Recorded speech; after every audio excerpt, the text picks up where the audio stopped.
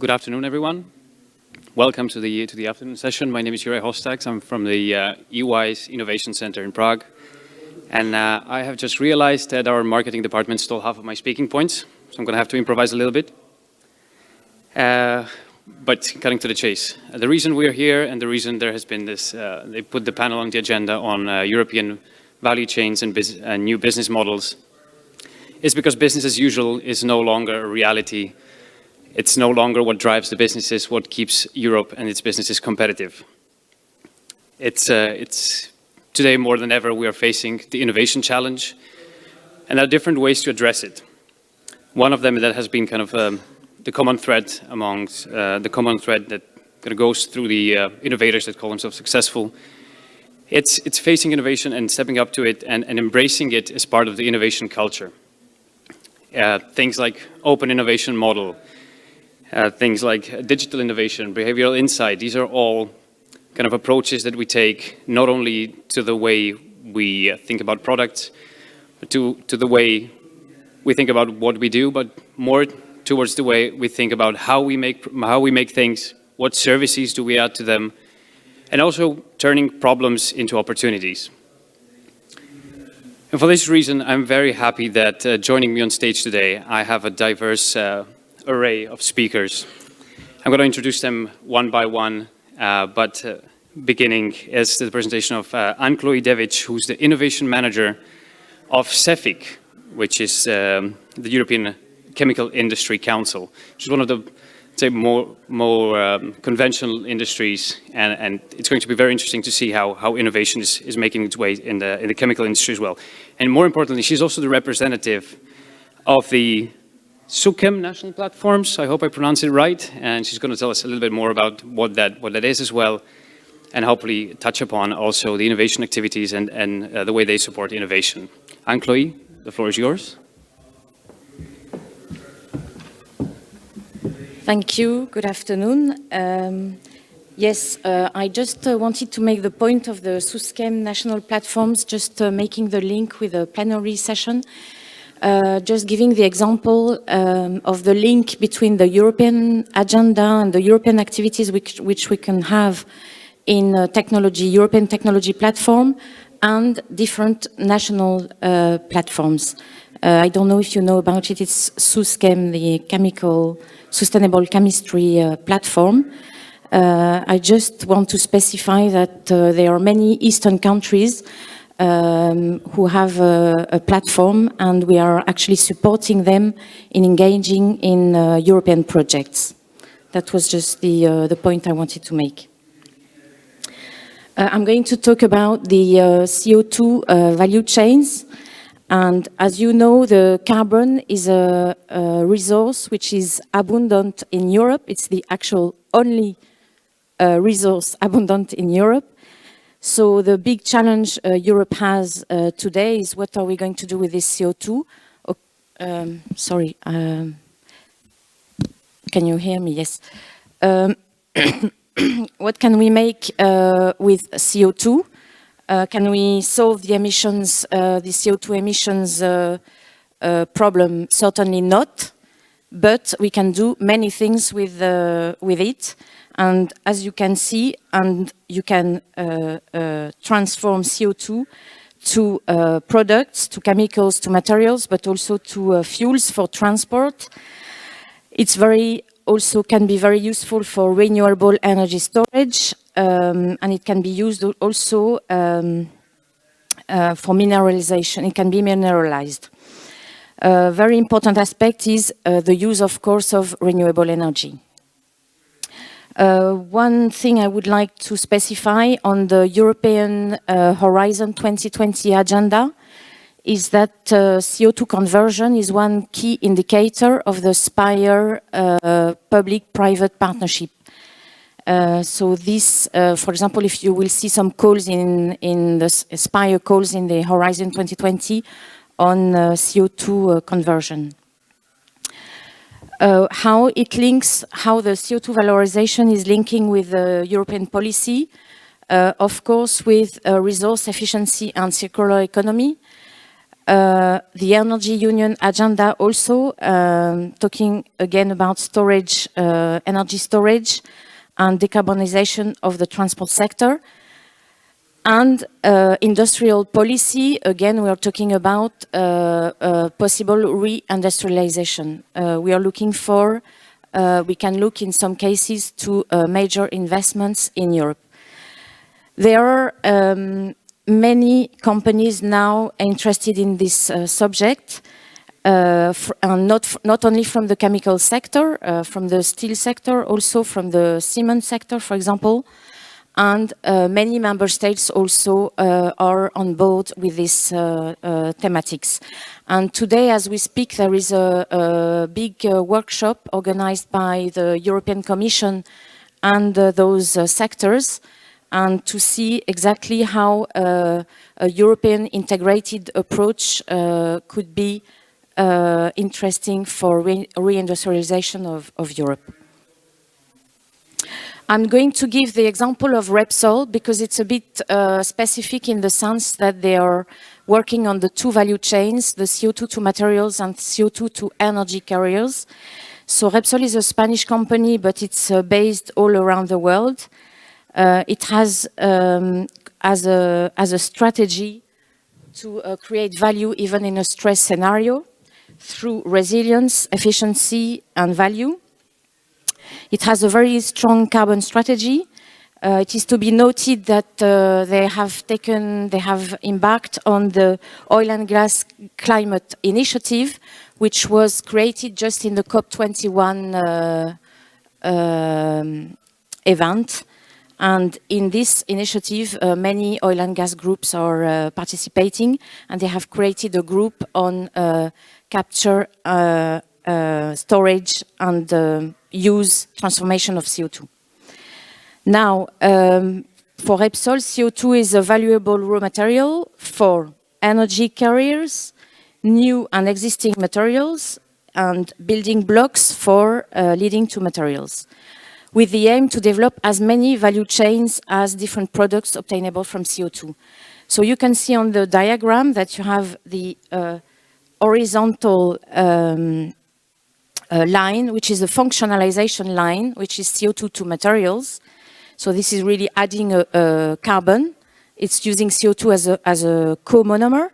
And then the vertical line, which is the big challenge, which actually is the big challenge for the future, is how to make energy from CO2.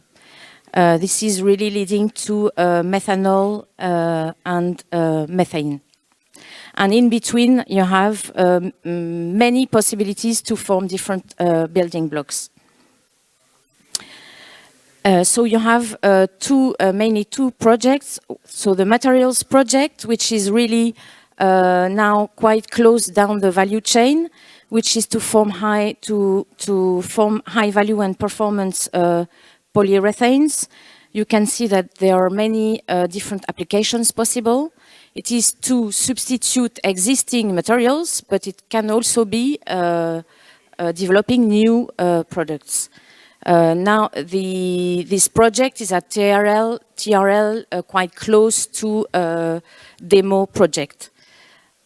And the Luxor project, which is the breakthrough or the intent of breakthrough, which is at a lower TRL, and which is an artificial photosynthesis project, where we are talking about a photoelectrochemical system, where cost efficiency and stability are the issues, and the objective is to synthesize solar fuels.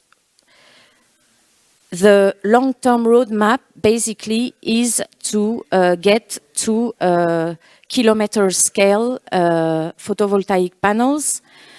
Now Repsol is at TRL. I mean, they have presented already some patents, and they are at TRL about 4, looking for making a prototype. They are still struggling to find more partners because the risk is very big. So the next subject will be the open innovation, how we can partner. Now here you have the value chain of CO2. The nice thing is that you can integrate the two end-of-life products. Like you can have polymers and energy carriers, and the energy carriers, of course, can be building blocks, which in their turn go to polymers.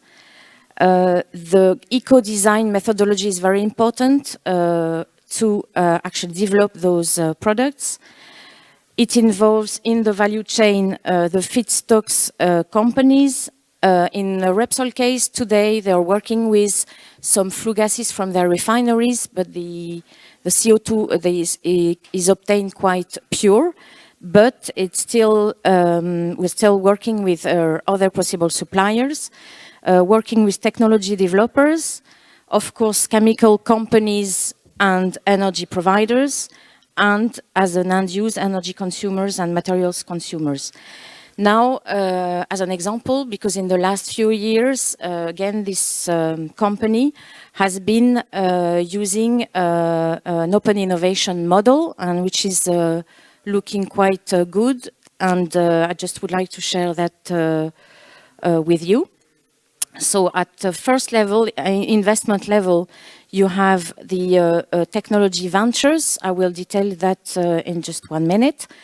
Then we have the Repsol Foundation, which is actually opening a contest in the thematic of energy efficiency and low carbon energy. And there are like 10 startups which win funding for 2 years, and they can be supported by Repsol experts to incubate their project. And then at the next level, we're talking about emerging businesses, and there are like already several cases of participation in startups. The characteristics of the program, this is a bit the criteria the company is using to select the project. So it's like a contest again. We're looking for a project idea from many technology providers, which can be also companies, looking at availability of facilities, experience, and the presence in the market. The projects have to be extremely short. It is highly valued when the when industrial partners can engage in those projects. Cross-cutting teams for disciplines, university locations, coaching and support by experts again on this one. And the two values which we consider very important is flexibility in the process and relation of trust. This has led to the conclusion, the last few years' experience on these models, is that the technology is the main driver for impulsing the new energy model. The path of the technology evolution is accelerating exponentially, and more connections appear between sectors that in principle were not related with energy. And to finish, I think the most important is how we're going to get to the high TRL, how we're going to be able to invest and reindustrialize Europe, is getting a new European integrated approach. First big point, policy recommendation we would make is provide appropriate support to the development of the various CO2 conversion technologies. This is a reality that many CO2-derived products will have trouble competing with fossil fuel-derived alternatives. So we have to get low price and low carbon electricity. We have to get incentives not only for the production of CO2 conversion products, but also for its use. The problem is the market. Do we have a market for those products? Because if we're looking at exact substitution of the existing materials, it's okay. But if we have new products with some new properties, then it's much more difficult. And then, of course, accompany the investment for the development and scale-up of the new technologies to reduce costs, reduce risks for scale-up, etc. And the second big point is coherence and stability over time. which I think is crucial. This should take in account these products made out of CO2. This is what we are actually discussing now with the Commission. We have the Renewable Energy and Fuel Quality Directives. They are paving the way to fuels synthesized from CO2, but at present, they are not yet fully defined in any directive. And last but not least, and this we are repeating, I'm sure not only in the CO2-derived products, but in many other fields, is to define and establish standard LCA. We have to have a common sustainability assessment standards. And until we have that, I think it will be very difficult to progress. And that's how I...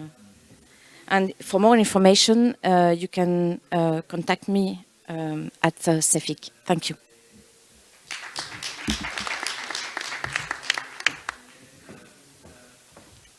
Thank you very much, Anne-Chloé, for the enlightening presentation. Up next is Mr. Schucha, who's the Chief Behavioral Architect of MindWorks, and he's going to tell us a little bit more how a mind works for innovation.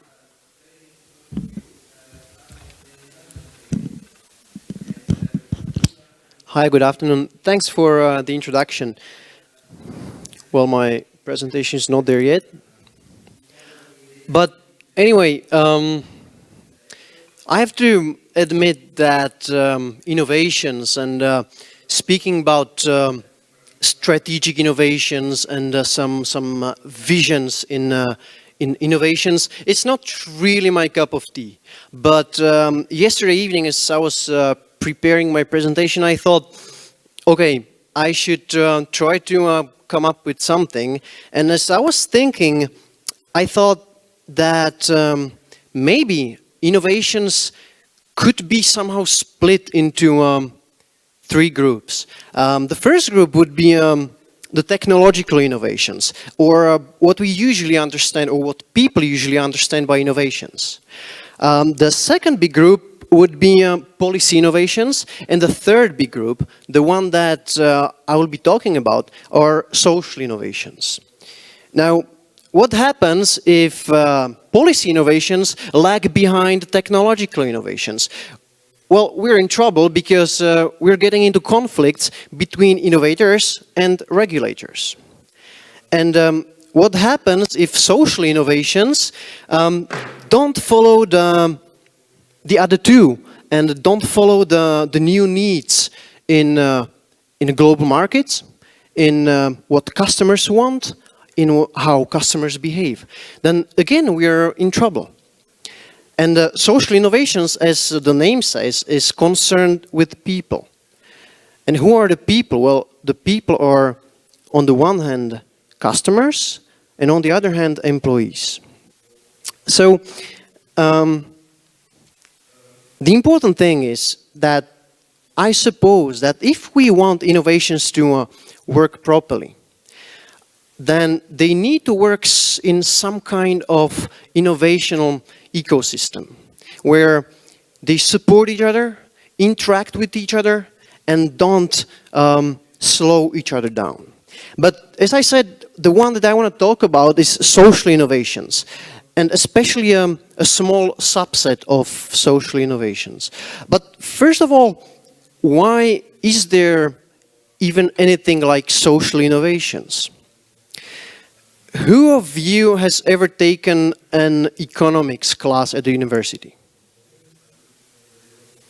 Okay, roughly a half. So you're probably familiar with the concept of the rational economic agent, or the concept of rational market agent. These are creatures which are concerned only with maximizing their welfare. And the more information you give it, the better choice it can make. The more options it has, the more satisfied and better choice it will make. But if people are so rational, then why in our research, in our meta-experiments, it turns out that when you ask people who are buying computers to choose among some accessories with predefined prices. Among the accessories you have speakers, keyboard, mouse, laptop cover and laptop bag. They usually on average end up with a package of accessories worth roughly 60 euro. But if you ask the same people about the same accessories, but you don't tell them to choose those which they want, but you tell them to take out of the package of accessories those that they don't want, they end up on average with a package worth around 100 euros. So if we are so rational, why should it matter in what way I ask the same question? And the answer is that just maybe we are not all that rational. That maybe more than robots, we make mistakes. Our actions, our decisions are governed by some behavioral patterns, are governed by some biases, some mental shortcuts that we all make when we make decisions. And this is exactly what not economics, but behavioral economics is concerned with. How do people make decisions? How do people behave? What drives their behaviors? How are their preferences formed? And what these scientists find out is that, well, people, employees, managers, customers are not rational, they're irrational. But not only are they irrational, they are, they're predictably irrational. And this predictably irrational is the important thing. It is important for me because that's what my business is all about. We're taking the knowledge from behavioral sciences, from how people work, how they behave, how they decide, and we apply to real-world challenges, real-world problems. But why should we care?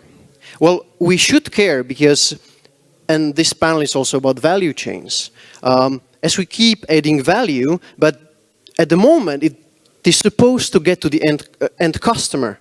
No one wants it, no one buys it. Then all the value we were adding is for nothing, and it's worth nothing. If my employees can't work together, if they somehow don't do what I want them to do, what I need them to do, we're again in troubles. And now, I think more than ever, with firms being global and having people from India, from Kenya, from Argentina, working on the same project at the same time, we need to understand how they behave. What are the ways that they perceive things? What are the ways they approach problems? And this is where behavioral sciences can help us. And behavioral science and behavioral economics is also concerned with systematic mistakes that people make in decision making. And this is especially important for managers, because if they make mistakes, if they make predictable mistakes, then it can have a really big impact for their companies. But I want to tell you 3 examples of how behavioral insights can be applied to consumer behavior, to understand it and to shape it. The first one is about environmental efforts. And a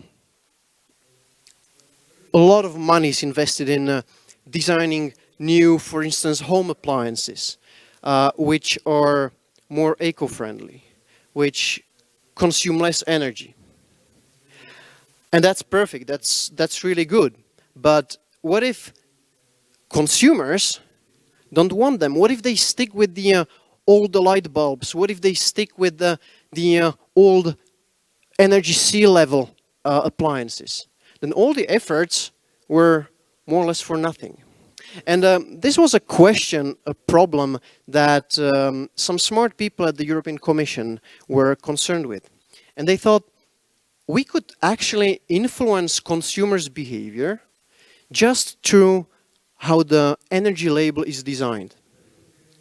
And they run experiments, they run they designed several labels with different ways of presenting information on it. And what they found out was that indeed they were able to significantly alter consumers' decisions, consumers' purchase decisions. This is one example of how technological innovation should be backed by social innovation, by a different view, a different approach to customers if we really want our efforts to be effective. Consumer decisions, that's or customer decisions, is another thing where there's a huge opportunity for adding value, because companies often think that consumers know what they want, that the value of their products is only determined by the amount of features that they have, by the amount of innovations that are in the new products. But preferences are very volatile. And a nice small study is, I think, very well illustrating this point. This study was done at a cafe, which had takeaway drinks, the usual three sizes: small, medium, and large. And so people were coming in, were buying, and you can guess which one was the most popular. The middle one, of course. And when they asked people, so why do you buy the medium size? They said something like, well, you know, it's just the right size. It's not too small. It's not too big. It's just the right fit for me. Okay, well, if it is the right fit for you, then it shouldn't, your decisions, your actions shouldn't be influenced if I add an even bigger one and I take away the smallest one. But as it turns out, again, people are buying the middle option. And again, they ask them, so why do you buy the medium size? Well, you know, because it's just the right size. It's not too small, it's not too big, it's just the right size for me. They can rationalize why they do what they do, but they actually don't know. The value, the perceived value of our offering is not only determined by the perceived value of the product. I think it's also determined by the perceived value of the brand. It is determined by how consumers feel when they interact with your companies, what kind of experience you provide. And this last example I want to talk to you about is will show us how the customer experience, the buzzword in business, is also very volatile and is far from being rational. This is an example from roughly 7 years ago at the Houston airport. Management struggled with an increasing number of complaints about long waiting times for luggage. So they did what every rational management would do, and they looked at the problem. They found places where the whole process could be optimized, could be made faster, and they succeeded. They actually managed to shrink the time necessary to deliver luggage from the plane to the bands down to 8 minutes, which was well below the average of other airports. So they were happy. The only problem was that travelers still complained. Now, wow, why would you complain if here you wait much less than you would wait at another airport? And then they dived a little bit deeper into the problem. And what they found out was that travelers, out of the 8 minutes, would only walk 1 minute, and they had to wait 7 minutes. And now they got a different perception of the problem. And they designed an ingeniously simple solution. The problematic flights were directed to gates which were further away, and the luggage was delivered to the furthermost band, so that now travelers had to walk 7 minutes and they only waited 1 minute. And the number of complaints went down to nearly zero. again, if you ask people, they tell you, yes, we don't want to wait. It takes too long. But it's something else. You're bored for too long. And to finish off, behavioral economics says that there is something called primacy and recency effect. And it means that what I tell you first and what I tell you last, you will remember it best.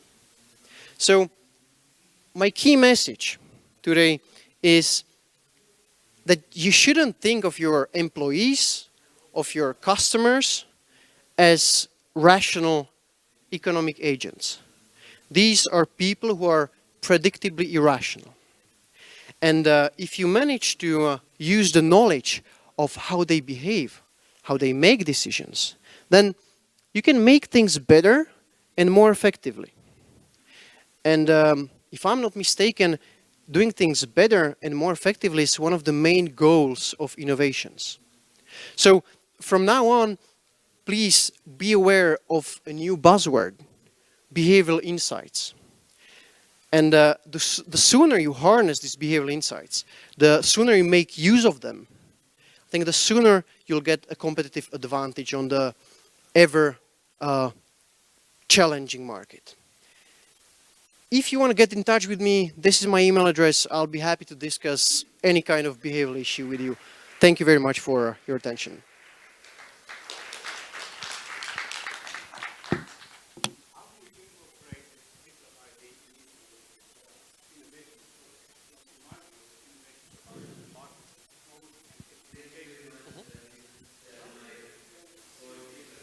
Future, I'm sorry.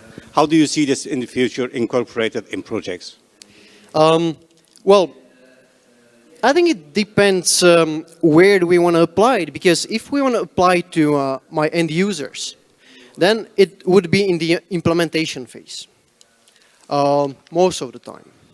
If you want to apply it to your employees, it is throughout the whole process. So, first, you need to identify a problem with people, with how people behave.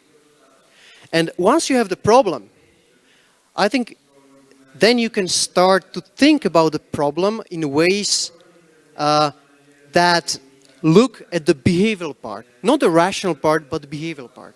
Why these people can't cooperate together?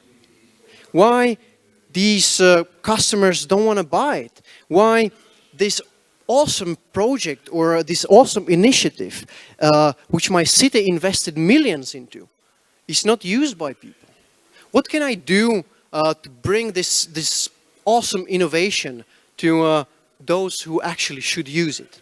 So I think first you need to identify where the problem could be.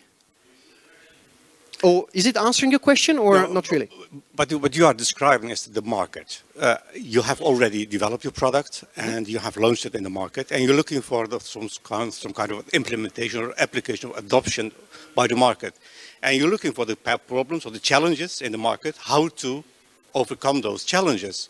Right. And behavioral insight might help in that. But we're talking about the whole set of conditions, about the market, about technology, about implementation, legal issues, infrastructure. How do you deal, how do you incorporate behavioral insight in all those phases of innovation? Right, so let me tell you, do we have time for this, or should we keep the questions for later? Can I answer it? Very good. So as we talked at the beginning, I talked about the technological innovations and the policy innovations. Let's for instance take policy innovations. And this is a field where behavioral economics and behavioral insights are gaining a lot of popularity.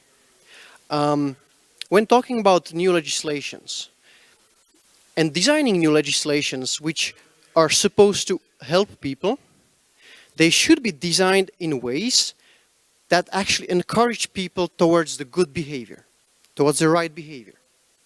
And that's why you have all kind of behavioral insights teams popping up across the world by local governments or by state governments. And they're advising, they're helping them to design the policies in ways that will actually be effective. Yes?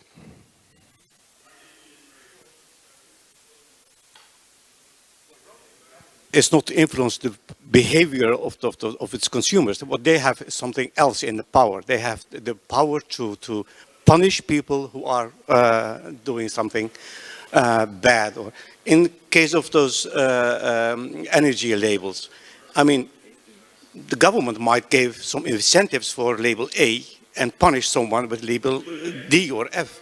You know, that's the role of the government. And government is not regulator, is not primarily interested in changing minds of its customers by some kind of a behavior. This is, I think, a question, because I think the government should try to influence people's decisions towards the better. They, of course, have the power to punish, but I think they also have the power to change decisions and to shape decisions. And I think that more and more countries are actually embracing this view that not only should we design something to punish or to ban or to allow, but we should design things to change people's behaviors for the better. Yes, thank you.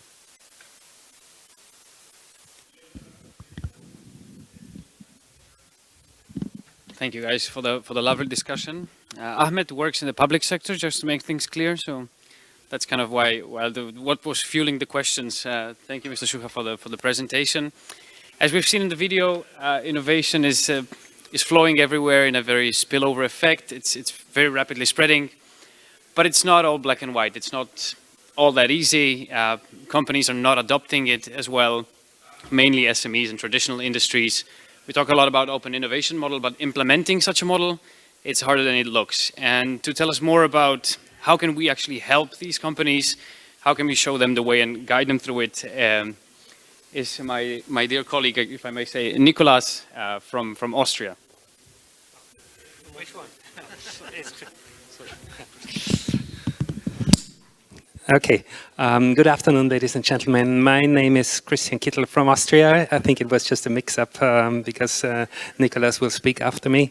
I'm representing an innovation center based in Graz and Vienna. And I have the pleasure and the honor to present a large-scale EU project in the Horizon 2020 program to you on business model innovation, focusing on SMEs. So what are we trying to do? I will present you some cornerstones of this project first, and then I'll go into the details why and how we are going to achieve that, or we hope to achieve that. We are trying to build a community of up to 3 million SMEs. This is a high number, we know, but we have support from many chambers of commerce. We have support from the main associations of SMEs to technically reach more than 15 million SMEs, and we hope to be able to build a community of up to 3 million SMEs. And we want to help them in developing new business models. And why is that important? You know, we heard this presentation about Repsol. They are very good in creating new patents. So regarding invention, Europe has always been very good. But when it comes to innovation, which means that the invention is brought to the market, we are overtaken on the left and the right-hand side by the US and Asia. So we definitely need to assist our SMEs in creating new business models, and we want to do so in creating a platform. We call it businessmodelmakeover.eu. You can access it through this webpage, which is referenced here. Some cornerstones. The project was funded in the INSO 2014 call. It was the only project selected for funding, so it's a large-scale project, 9 partners in 7 countries and coordinated by the Technical University of Delft.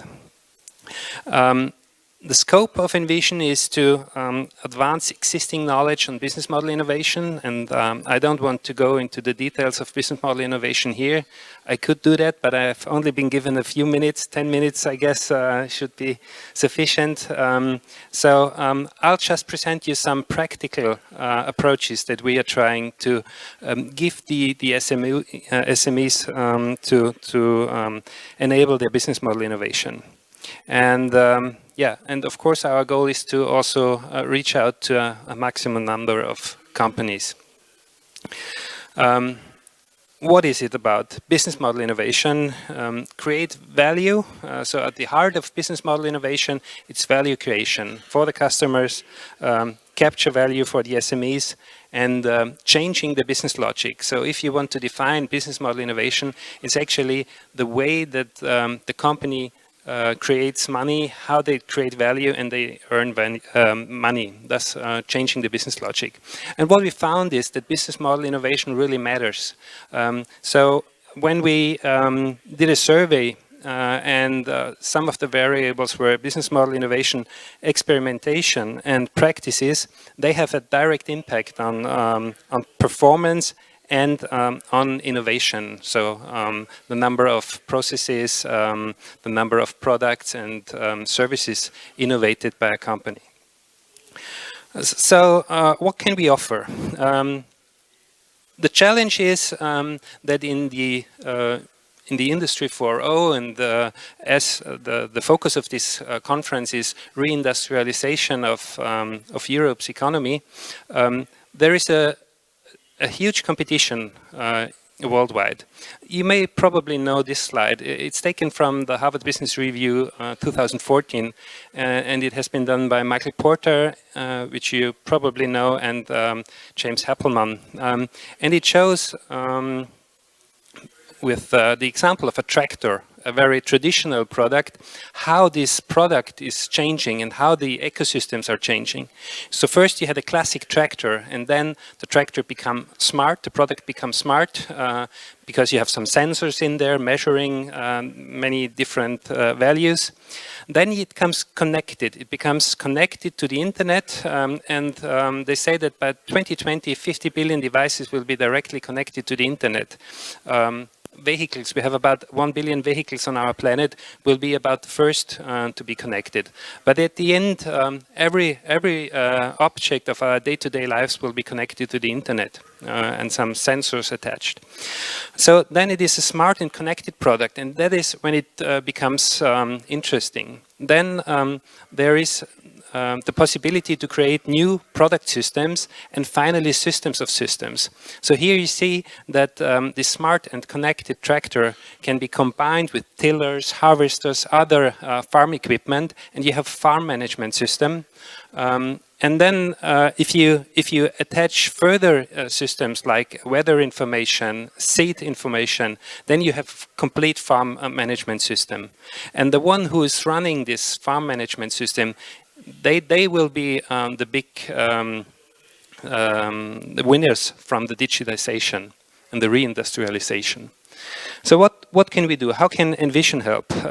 We can assist SMEs by providing a platform to exchange ideas, to help each other, by providing tools. I will present you some of these later on, and case studies to learn from others. Some lighthouse projects, how did other SMEs innovate their businesses, and what is actually working. So regarding the platform, we have a online platform where SMEs can access tools, and all information is provided in a language which is accessible and understandable for SMEs. You can access that on the www.businessmakeover.eu. For the time being, it's only in English and German, because we're at the beginning of the project. We just created the platform, but it will be available in all European languages shortly. Also, what you can find on this platform are different tools, like the business model canvas, which you may or may not know. It is the most famous tool for creating new business models. but also some classic tools like SWOT analysis. They can be found here and they're explained. So the SMEs can download templates, can download examples, and also, for example, card games for business model patterns, so that they can actually reinvent their businesses. And we also establish a business model innovation community there. So what you can do there is you can ask questions, you can create challenges, say I have a certain challenge, I'm facing a challenge as an SME, and you can ask the community for help. And they will try to solve your business model challenges. Yeah, and finally, what is in for the SMEs then? So what we can do is we can offer the SMEs exposure to the markets. We feature cases there. So if you are SME and have an interesting case, we can feature it there. We also offer some what we call business clinics, so where we can have a one-on-one discussion on how to improve business models, of course with the help of the community. Inspiration, training, knowledge about business model innovation. And finally, networking with SMEs facing similar problems as you as an SME may face. Thank you very much for your attention. I'm looking forward to your questions, but I think we will take them afterwards. Thank you very much. Thank you, Christian, and sorry about the mix-up of the name. I was really already thinking about Nikos, who's going to give a very interesting presentation. That's actually two presentations in one, sort of. But just to really quickly say, as Christian already mentioned, communities and basically the grouping of companies or innovation agents. Innovation seldom happens on its own, and it can reach further heights when it does happen in a communities. One of such communities is clusters, cluster formation, cluster organizations, and the way they function and the functions that they can serve for SMEs. And we're lucky to have Nikos Pantelos here from the European Commission from DG GROW, who's actually the expert on innovation and clusters. Nikos, please. Okay, thanks a lot. So, good afternoon. My name is Nikos Pantelos. I work in the European Commission in Brussels in the DG GROW. And I would like to share with you some of the most recent initiative that we try to set up with other DGs in order to address the problem of investments made by the industry and what could be the role of smart specialization and also of the new Juncker plan. So you heard this morning, let's say at the beginning of the plenary session, a lot of information, a lot of the word investments. And this is, I think, something that we discussed very much in Brussels during the last months. Because it is not a question of availability of budgets, of money. Money, they exist, and the banks, they have enough. The problem is that we don't have investments, and we don't have investments for several reasons. Among them, it is because the climate, maybe it's not there. Because we have to maybe to create a more proactive approach, and this is to work a bit more proactively with the industry and make the link a bit also with the different available programs that we set up since many years at the EU level. So my presentation will be on how to make the link between smart specialization and investments for the industry. We work very much with DG REinEU for that, because they are responsible for smart specialization. And we follow the approach where we would like to work at the first level with the regions and which will bring at the second stage the industry and the industry will be able, with some support, and I will explain what, they can start to invest on some specific projects.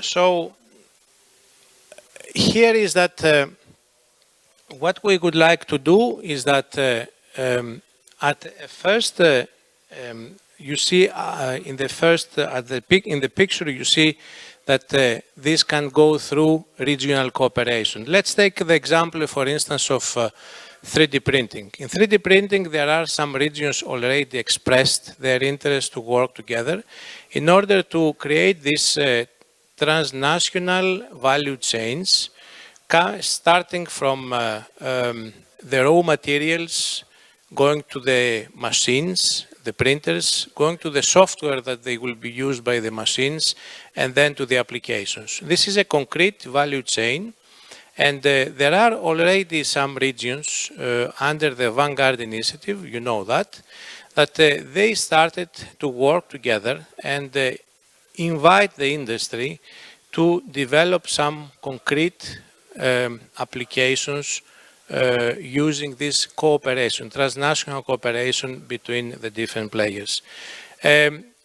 What can be this? For instance, if they would like to develop the application of a 3D printed bike, for instance, and everything which is around the bike could be produced using 3D printers. But this requires investments that will be done by the industry, but also by the regions in order to set up the infrastructures that will be used later on by the industry in order to make this happen. And this is exactly the process that we would like, together with the regions, together with the industry, to facilitate until from the conception stage until the development stage. So this is a bit the process that we intend to do. We start from a thematic area, 3D printing. It can be also nanotech, can be also sustainable manufacturing, can be also sustainable chemicals. We saw this presentation before.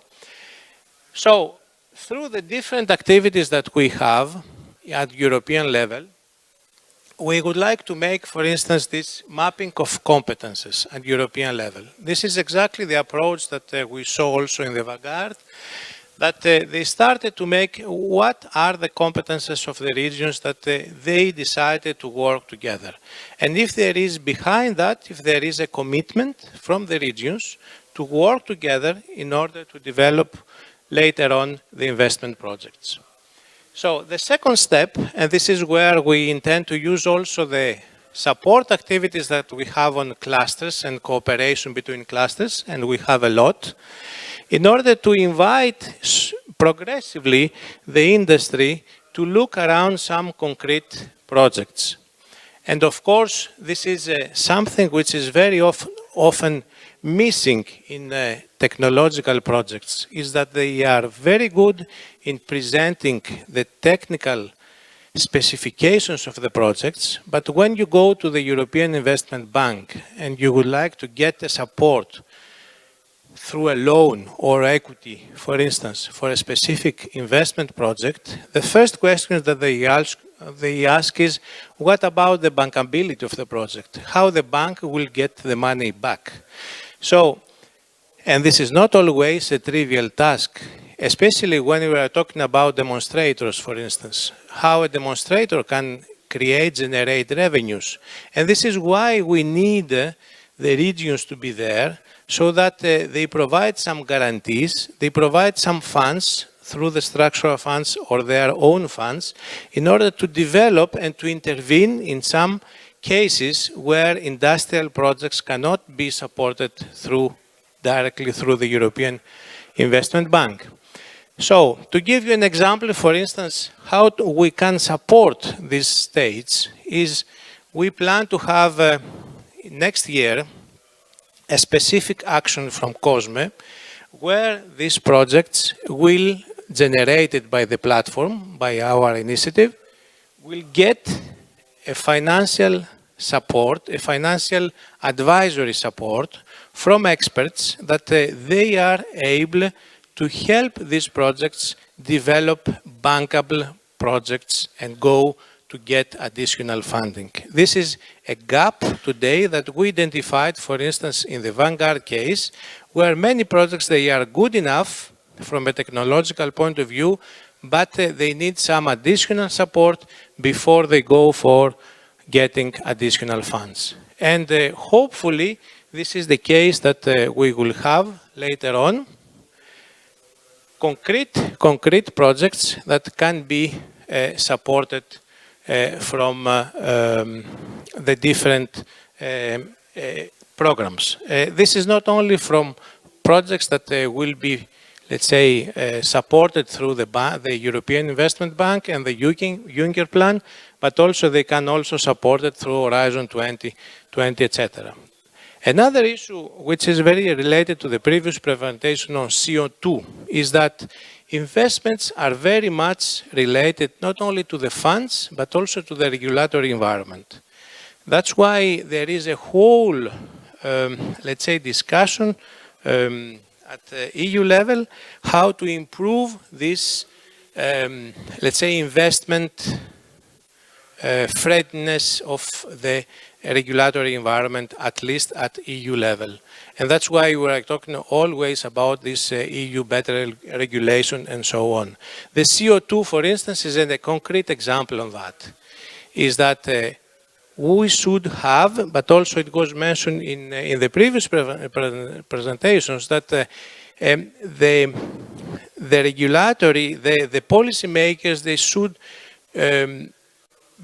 not be the followers of the technological developments, but they should anticipate so that they create the right conditions and the technologies, they go very fast. The implementation, the applications as well. Okay. So how the regions, but also the national states, they can let's say, join this platform. First of all, I think you have to discuss with the regional authorities and the national authorities, if the country is small, if there is a commitment to work with others and with the industry as well. This is the second one.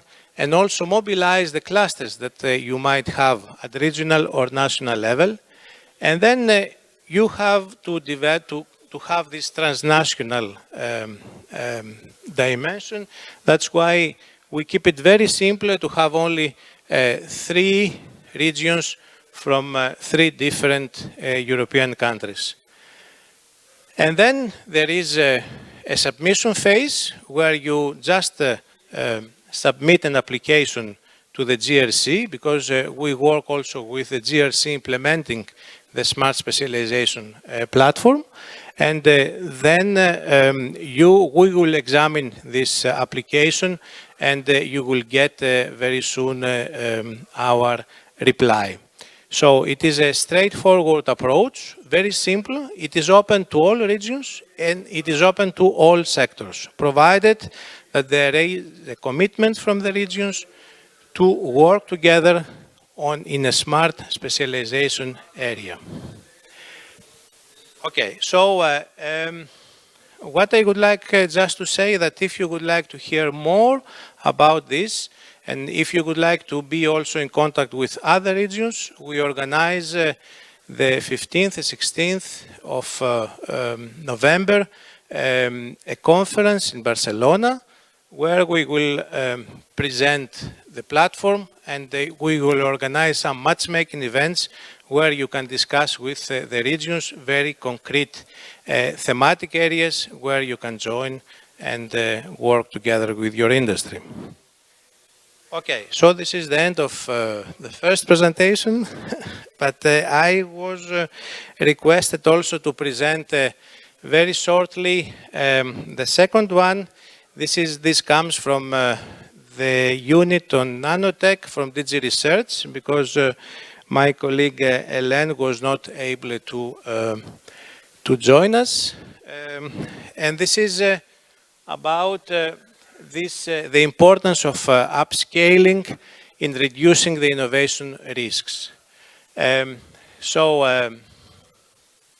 You know that investment, the innovation risk in many cases is very high, and the Commission is working on how we can reduce this innovation risk and in the face of this technological upscaling process. And I will explain what is about this. We are working on putting in place a better ecosystem in order to allow these companies to upscale their technologies and then, of course, reduce the innovation risk that they have. So, what is the technological upscaling? We have the characterization phase, where this is the characteristic of the technologies, but we have also the modeling phase, and we have the development of the standards, and we have also the testing phase, and how we can demonstrate that this technology works before going to the investments and to the market. So that's why the different blocks that you can see here, they are blocks that they will help you to upscale your technologies and reduce the innovation risk. And this is, you may be heard about, this is the European Material Characterization Council, which works very well, very closely with the unit, this unit in RTD, and where they can provide you some advices on the characterization of the technologies. You can use the same council in order to get access to the different models that exist. And third, there is the European Pilot Production Network, which can be also helpful in order to provide some advices for the piloting action. Just to summarize this, I think this is technology upscaling process in Europe is extremely important also through the different value chains. And also you can see here that this approach can be also applied in the case of the platform. And we work very closely with this unit in the nanotech and materials, advanced materials, in order to get this value chain approach also in this particular area. Okay, and of course the technological upscaling must participate and take advantage of the new communication that the Commission adopted on the digitalization of the European industry. Okay, I stop here. Thank you.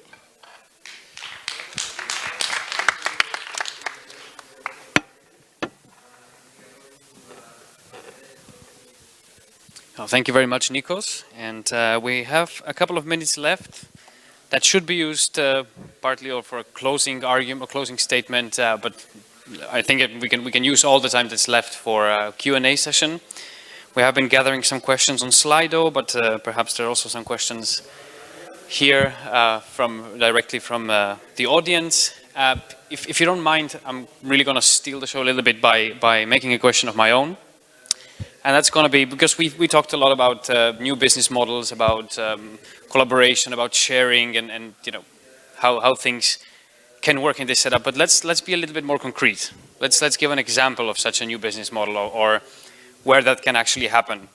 So we have we mentioned smart cities. Let's for an instance take smart cities for a testbed for technology upscaling, a testbed for innovation, a testbed for using how people think to create and you know foster and boost new businesses. Chemical industry in smart cities. How can we benefit from innovation in chemistry? It's very hard to give the floor to either one of you as a first speaker, but let's take the lady first. Chloe, if you could. Well, there are many applications where the chemical industry is involved for the future of cities. One example, for example, would be the in the construction to make the positive energy buildings, all the insulation materials. We have the whole topics of materials for energy, renewable energy. In smart cities, you would have decentralized energy, and you would need, you would have, for example, windmills, which would be made of composite materials. That's one of the applications. I mean, you have the batteries. The huge challenge for Europe is the manufacturing, getting to manufacture batteries in Europe, which is today it's all in Asia. How we can get to how can we get back into the batteries manufacturing in Europe? Well, the chemical industry is involved as in the value chain as a provider, as the supplier, but it makes the electrolytes, the cathodes, anodes, and so on. So, yeah, the chemical industry is involved in many applications for the smart city, so-called smart city.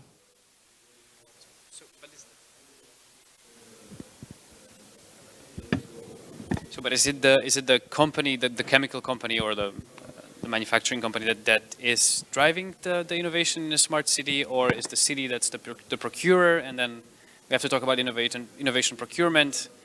How is that really working, or what has been your experience really talking about concrete new business models? I mean, there are initiatives. I mean, like in Spain, there has been some initiatives, some cooperation between the actual towns and some chemical companies. I think it's needed. Yes, the value chain need to cooperate. There need to be some cooperation along the value chain. It's not so easy. But yeah, you have also the innovation partnership, the European Innovation Partnership, where there are many chemical company partners. So yes, this is an issue that still needs to be resolved. I mean, working along the value chain is not so straightforward. Thank you. Maybe Nikos, you were asking? It works, yeah? Okay. I think this makes this example is very interesting in the sense that different small projects should be, I think, developed, and maybe here we have the concept of the coordination of investments. So it's not one investment in 2 years, we have another one, etc. So it will be better if we have a coordination, a coordinated approach. And here is, I think, the new element of the Juncker plan comes in. So in this, you know, the Juncker plan is the continuation of what the EIB is doing for many years now. But also we have now a new element, which is very important, is the possibility to fund what we call investment platforms. And this is a combination either of funds, but also a combination of smaller projects that would never be able to reach the EIB because of their size, small size. So now with this instrument, we have the possibility to combine this instrument, these small projects, and go to the EIB. And also what I have to say is that many people, they believe that the Juncker plan is only for new projects to be developed from scratch, which is not true. The projects dealing, for instance, with let's take the example of a hospital that they would like to become fully digital. And this is an eligible project for the Juncker plan. So you don't have to build the hospitals from scratch in order to get this funding. Either if you would like to upgrade existing in order to become more competitive, more, let's say, innovation driven and so on, then you can also develop a good investment project and of course a bankable project, and then ask for this. So in this particular case of the smart cities, for instance, we can see the combination of different small projects, and this is another concept that we are working as well, is this coordination of, let's say, you can get along a value chain a bigger impact if you have several projects coordinated and get the finance at the same time, and not sequentially one after the other in a period of 10 years, for instance. And this is, now we try to combine this approach with the new Juncker plan in order to get this happen on concrete cases. Christian? Yeah, maybe I can also give a very concrete example of how SMEs can create new business models in the field of smart cities. The city of Vienna has just launched an initiative, they call it Co-Creation Lab Vienna, where SMEs can apply for challenges which are imposed by the public sector or large industries. For example, the port of the river Danube in Vienna, or also the city itself. And one of these challenges is, for example, that the city would like to combine its outdoor lighting with sensors in order to be able to measure the microclimate of the city of Vienna and to better predict the climate. And SMEs can apply for running these networks, running these sensor networks, the connectivity, the sensors, and so on. So it's really a challenge which is supported by the policymakers, in this case the city of Vienna, and then either large industries can host this challenge, or the city itself, or some public sector organizations, and only SMEs can apply, and that proves very successfully. And are they applying? Do they know about it? Because I mean, you mentioned EIB, and you said that the company doesn't have to be big enough to apply for EIB assistance. In many cases, it's not the matter of being big enough, it's the matter of knowing enough. Christian. Yeah. Yeah, in this case, actually, they want to support companies who are SME startups, but who are still very agile and flexible, and often they are much quicker in adapting to the new challenges posed from digitization to the public sector or to large enterprises, which they cannot solve by themselves. So actually they want to create the ecosystem, and to this end they want to stimulate the growth of startups in this area, in this case in the digitization area. Okay, thank you. And going to Slido now, I have a question here for Matej. Matej, if we want public sector to influence consumer decisions, we need to influence public sector to be more interested in what consumers want. How? Now, it's the interpretation of customers is up to you, but perhaps it would be interesting if you interpret consumers and customers as citizens. Maybe? Yeah. Well, this is exactly what's important in that question. If we only think of consumers as consumers, it is a different thing than if we think of consumers as citizens. And how to influence governments? Let's talk about the citizens now. Well, if you look at other countries where actually behavioral insights are applied into policy making, then usually it came from the top. In Britain, the team was put in place by David Cameron. In the US, it was Obama. So this is the easier path, but this is not the question. So how can we influence governments? I think that, first of all, there must be a discussion about the topics, because if we get down to the applications of these behavioral insights, it is in fact not a cost for the government. It is not something additional that they need to do. It has a bright side for the government. If we forget about the well-being of citizens, it can actually bring money to budgets. In the UK, the most famous application of behavioral insights was aimed at tax payments. And in just 1 year, they raised 200 million pounds more with just simple behavioral interventions. So I think we should start a discussion and point to the real benefits that that governments can have from these insights. And then we can start talking about what maybe at first sight doesn't look like a benefit for the government, like an immediate benefit.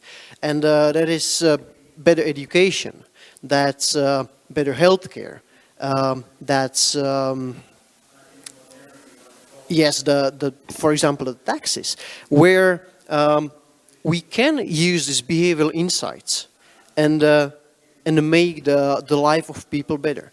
And so how to start a discussion and how to start some kind of bottom-up pressure. Well, we need to publish about it, and that's why we are intending to organize a huge conference on behavioral insights next year, a world-class conference where we would bring experts from all around the world to discuss applications into public sector and private sector, so that the discussion grows. So this, I think, would be my answer. Thank you so much, Matej. And I need to stay with Slido for a while because I have a question that's interesting from Robert Droop from the audience. And he's asking the speakers here, oh, I'm sorry, disappeared. Here it is. We're talking about new business models. Should we continue reindustrialization in the European Union with resource-intensive industrial production? How about leasing, sharing, servicizing, dematerialization, lean industry? Perhaps Christian could help us answer this question a little bit. So what is business makeover? What has been the business model of choice, or the new business model of choice? And how can we address reindustrialization in the EU? Should we continue REinEU with resource-intensive production? Well, I think in the future the benefit that the EU, or the USP that the EU can have and always had, is not so much resource-intensive production, but rather knowledge-intensive production. And we have a lot of creative capital and knowledgeable staff here in Europe, and I think we have to better make use of this. So as I said before, we are very good in the invention stage of the innovation, but we have to bring that to the market, and that doesn't necessarily mean that we have to do all the labor-intensive work ourselves. I think we will not be able to compete in this case with Asia. But for example, if you take a look at Germany, they have the most advanced industry in manufacturing, in machines. They are the world leaders there. And it was very easy to copycat such machines in the past, but with more intelligent products, with smart and connected products, it becomes far more difficult to copy the knowledge and the expertise. And I think this is where the EU has to focus on. So we shouldn't try to compete with Asia on the labor-intensive production work, but rather on those activities where you need both the knowledge and the expertise for the new business models and the combined ecosystems. Yeah, I can comment.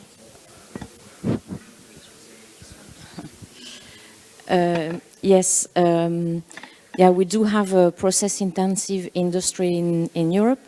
And as I was mentioning before, the Spire We are looking into increasing efficiency, and I think the digitalization is extremely important. All the ICT technologies will enable the European production to be ahead, or it is hoped to be ahead of the production in Asia, for example. So I think it's complementary, and all the aspects of circular economy, sharing, servicing is applying equally to the process industry, resource-intensive industry in Europe. So this is not incompatible, not at all.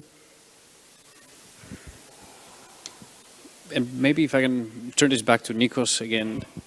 Nikos, digital technology, supporting cities and regions of digital technology take-up, how can they be not only the help drive innovation in this sense, but also be maybe first customer for innovation?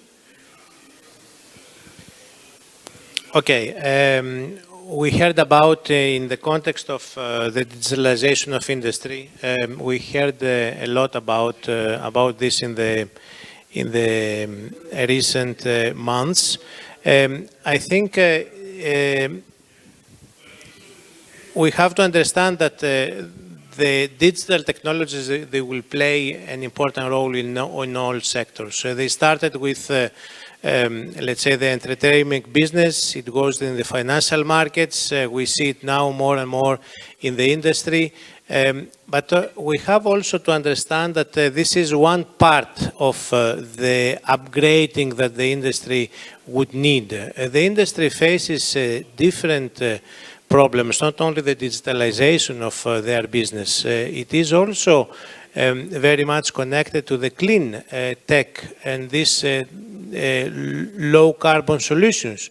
If you see how many industries they can save money from let's say energy saving or raw material saving, it is amazing the economies that they can do, and there is a very large margin of let's say to increase also their productivity in the future. So digitalization is of course a very important, but it is not only let's say the way to increase the productivity and also to respect the environment at the same time. So all these aspects should be there, not only this, but of course it plays an important role, and we see it more and more, I think. No, I would say they are complementary. I mean, the digitalization is there also for improving the energy efficiency. So. Yeah. Definitely, I couldn't agree more. We still have, I don't think we have any more minutes, but if there's still a question from the audience or a thought or a challenge perhaps to what has been said on the stage?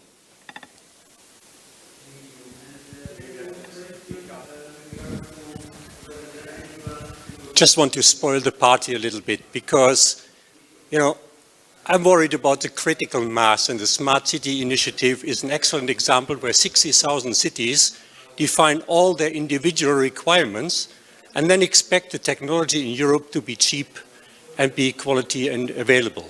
You can easily today, the purchasing departments of the cities are using, you buy Chinese solar panels, you buy American ICT, and you buy Saudi Arabian materials.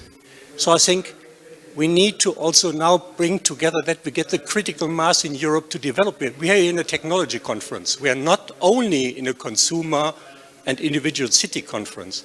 So how can we bring these together that some groups reduce their complexity a little bit so that the other group can provide something like that? Otherwise, we have this nice discussion about people and individual, but we will simply run out of jobs and growth to simply fund all the nice things we would like to have.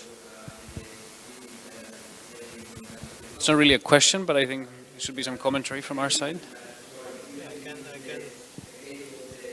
I fully agree with you. I mean, the only way to move forward, it's not to protect the European market. It is not, I think we live in a global market today, and we have to compete in order to gain the next markets. And the only way to do that is to improve productivity of the industry, to work together and see, for instance, and this is, I think, the aim of the programs that you have, the Horizon 2020, for instance, bringing the excellent people together and develop the next innovations. So by improving ourselves through cooperation as well, we can be better, not of course by protecting the European market, because I think this will have a negative effect in the long term. Maybe I would also like to say something contradictory. I think we first have to manage to create our single European market. We considerably fail in doing this.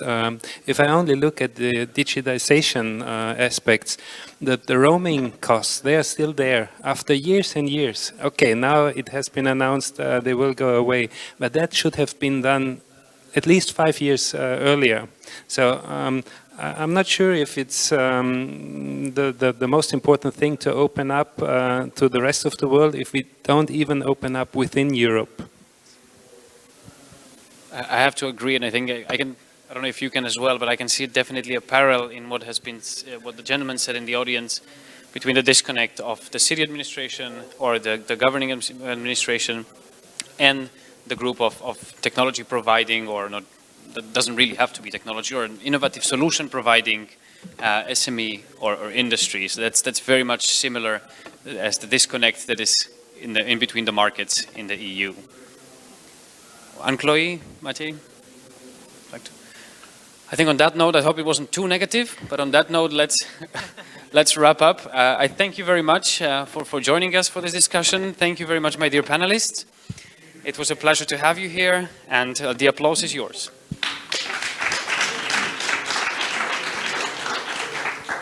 Thank you, and have a great day.